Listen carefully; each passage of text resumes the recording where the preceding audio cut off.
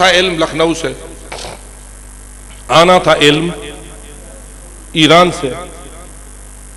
عزاداری تو غالب ہو گئی، ان کا احسان ہے کہ انہوں نے عزاداری کے ذریعے محبت اہل بیت کو ترویج دیا ہے، لیکن محبت اہل بیت علم اہل بیت کا زینہ ہے. محبت اہل بیت کس چیز کی سیڑھی ہے؟ علوم و تعلیمات اہل بیت کی سیڑھی ہے نا. اگر محبت اہل بیت رہے اور تعلیمات اہل بیت نہ رہے تو صحیح مذہب تک پہنچنے میں کامیابی حاصل نہیں ہوتی. اب قبل اس کے کہ اس علاقے میں مدارس قائم ہوتے، آپ جانتے ہیں کہ پاکستان کی تشکیل سے پہلے اس علاقے میں کوئی باقاعدہ مدارس موجود نہیں تھے. جب مدارس نہ تھے تو علماء کیسے بنے؟ اکا دکا علماء گئے، وہ لکھنؤ سے پڑھ کے واپس آئے، یا کوئی نجف گئے وہ وہاں سے پڑھ کے واپس آئے. مفتی جعفر حسین صاحب قبلہ مثلا لکھنؤ سے پڑھ کے واپس آئے، مفتی عنایت علی شاہ صاحب قبلہ لکھنؤ سے پڑھ کے واپس آئے، ہمارے والد گرامی اعلی اللہ مقامہ لکھنؤ سے پڑھ کے واپس آئے، اور مولانا محمد باقر صاحب قبلہ اعلی اللہ مقامہ نے بھی اسی علاقے سے کچھ حد تک جگرامہ سے علم حاصل کیا. اور اس طرح وہ چند ایک علماء پیدا ہوئے، لیکن ان کے علم کی کوئی قدر نہ تھی، ان کو کوئی اہمیت دینے والا موجود نہ تھا، ان کے مدارس کی بنانے کی سرپرستی کرنے والے کوئی موجود نہ تھے، اور انہوں نے باوجود اس کے کہ اپنے لیے مشکلات دیکھے لیکن پھر بھی انہوں نے کام کا آغاز کر دیا.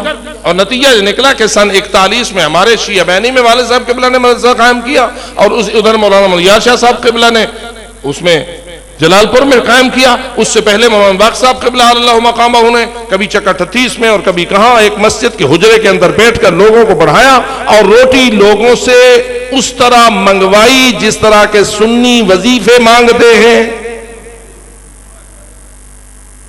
والد صاحب قبلہ اللہ مقامہ کبھی بیان کرتے تھے کہ جب ہم لوگوں کے گھروں سے روٹی مانگ کر آتے تھے تو ہمارے پاس ایک کاسا ہوتا تھا، اس میں کوئی دال ڈالتا، کوئی ساگ ڈالتا، کوئی گوشت ڈالتا، جو بھی اس کے پاس ہوتا وہ تھوڑا سا ساگ وہ خاتون ڈال دیتی، تھوڑی سی وہ بوٹی ڈال دیتی، شوربہ ڈال دیتی، دال ڈال دیتی، اور پھر کہتے جب گھر میں آ کر ہم اس سالن کو کھاتے تو کیا مزیدار سالن ہوتا تھا. ذرا آج کسی طالب علم کو کہو کہ ایسا کرے،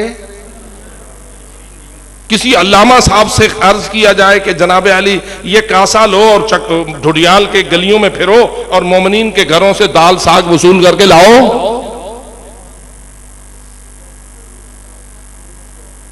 اور یہ تو ابھی دوسری نسل ہے. میں تو اپنے والد صاحب قبلہ کی بات کر رہا ہوں، کسی اور کی نہیں بات کر رہا.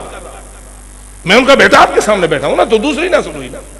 اور پہلی اس سے پہلی نسل مولانا باقر صاحب قبلہ اللہ مقامہ ہوگی ہے، اور اس سے پہلے تو ہمیں کوئی نہیں ملتا کہ یہاں جو شیعہ علماء کے مرکز کی حیثیت سے یہاں خدمت کرتا رہا ہو. اس لیے اگر آج آپ دیکھتے ہیں کہ مدارس کی مخالفت ہے اور ان علوم کی مخالفت ہے تو ہم یہ سمجھتے ہیں کہ ان کو مخالفت کرنا چاہیے، اس لیے کہ ان میں اگر خلوص ہوتا تو مخالفت نہ کرتے. وہاں عزاداری برائے دکانداری ہے. اگر عزاداری برائے مذہب اہل بیت ہوتی تو وہ الٹا ہماری پشتمنا قوتیں ہوتی. ہم ان کی عزاداری کی پشتمنائی کرتے، وہ ہمارے دروس کی پشتمنائی کرتے. ہم ان کی مجالس کے ساتھ تعاون کرتے، وہ ہمارے دروس کے ساتھ تعاون کرتے. لیکن صورتحال جہاں دکانداری اور کسب معاش کی ہو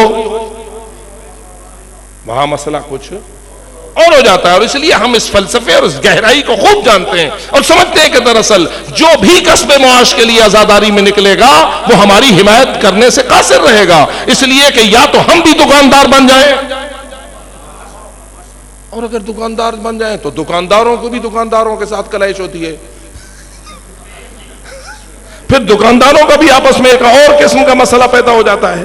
تو یہ مسائل ہیں اور ان مسائل سے ہمیں دو چار ہونا ہے اور ہونا ہے اور ہونا ہے، اس کے بغیر چارہ کار نہیں ہے. اس لیے یہ فطری تقاضے ہیں کہ معاشرے کے تقاضے ہیں کہ جب تم حق کا پیغام لے کے نکلو گے تو تمہارے لیے یہ مشکلات حتماً پیش آئیں گی. جن کے پیٹ کو نقصان ہوگا، جن کی دکان کا نقصان ہوگا، جن کی کسب معاش کا نقصان ہوگا، وہ کیسے آپ کو قبول کریں گے؟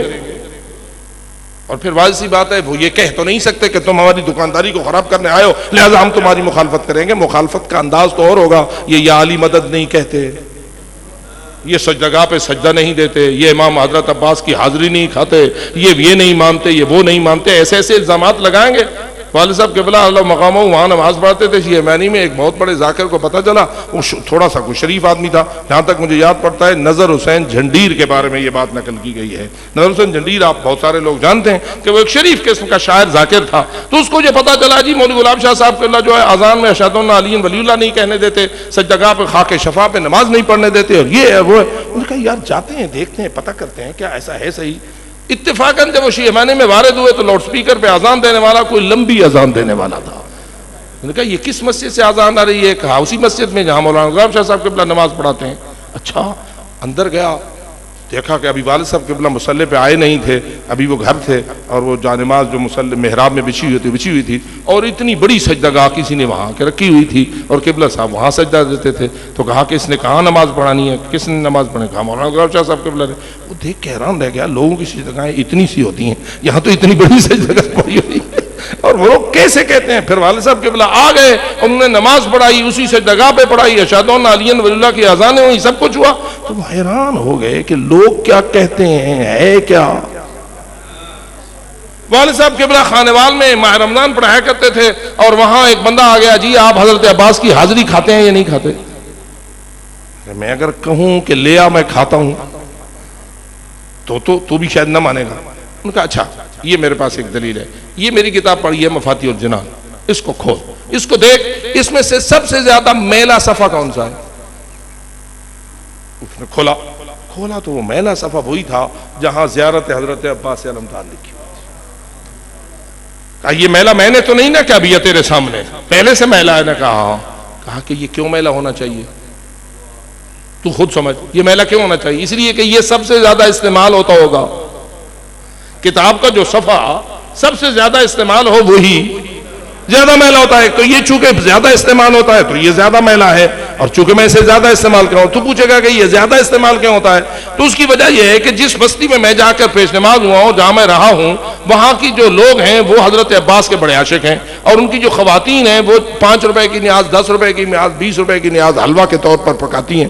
اور ان کی ایک رسم ہے کہ جب تک مولوی صاحب نہیں آئیں گے, زیارت حضرت عباس نہیں پڑھیں گے, اس وقت تک حلوہ تقسیم نہیں ہوگا. میری ذمہ داری ہے, میں پیش نماز ہوں, میں جاتا ہوں, اپنی مفاتی لے کے جاتا ہوں, اور وہاں جا کر ان کا بھاؤ وہ چھوٹا سا دیگچا ہو خواہ بڑی دیگ ہو, مجھے وہاں مصلی پہ کھڑا ہونا پڑتا ہے, زیارت عباس پڑھتا ہوں, پڑھ لیتا ہوں, تو اس کے بعد وہ پھر وہ نیاز تقسیم ہوتی ہے. میں خود بھی کھاتا ہوں, وہ بھی کھاتا ہوں, اور نتیجہ یہ ہے کہ میرے ہاتھ بھی گھی سے ملوث ہو جاتے ہیں. اور آہستہ آہستہ یہ کتاب کا صفحہ جو ہے وہ زیادہ سے زیادہ میلا ہو گیا ہے. اب مانتے ہو